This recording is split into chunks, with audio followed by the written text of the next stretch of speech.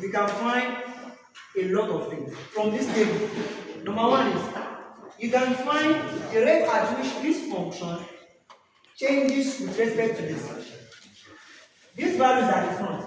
You can find the rate at which this one changes. Note, the only value that you can collect, you can get from here, is the value that comes after this. So which means if you want to find the rate at which any value changes from here, use the forward difference. Now, if you want to find the value at which it changes on this end, use the backward difference. Now, if you want to find any of these ones, use the central difference formula. Because, for example, I want to find we want to find f of this value now. You have fx plus h. It means that the next value minus this first value all over the rate at which this changes. This is fx plus h. This is f of x, and the difference between these two is h. Forward difference. And now I want to do backward difference. F of x. This is x. This is x minus h. If this is x, this will be x minus h. This is f of x. F of x minus h. The difference between them is h.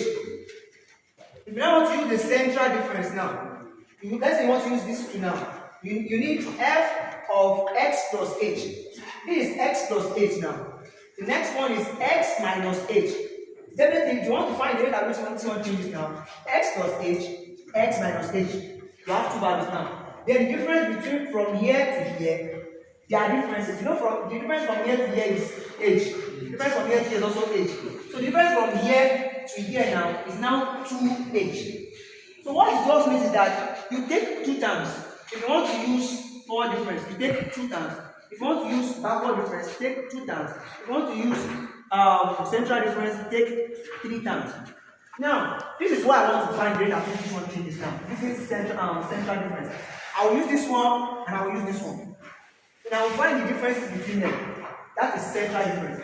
So I want to do one of backward difference. I want to do one of backward. I want to take this term. I can only find the rate at which this one changes using backward difference. If I want to, you cannot use forward difference for this one because, and then there's something that is preceding this. Now, what you do is that if you have fx plus this x now, this one is f of x now, definitely the value that comes before it will be fx minus h. So you can say this is the difference between them is h now. This one is x, this one will be x minus h. This one is f of x, this one will be f of x minus h. The difference between them is still what? H. Backward difference. Now to use forward difference now. This is 0.5, this is x, this is x plus h. This is f of x, this is f of x plus h, So which means I have those two terms. I can now substitute f of x, I can now substitute f of x plus h.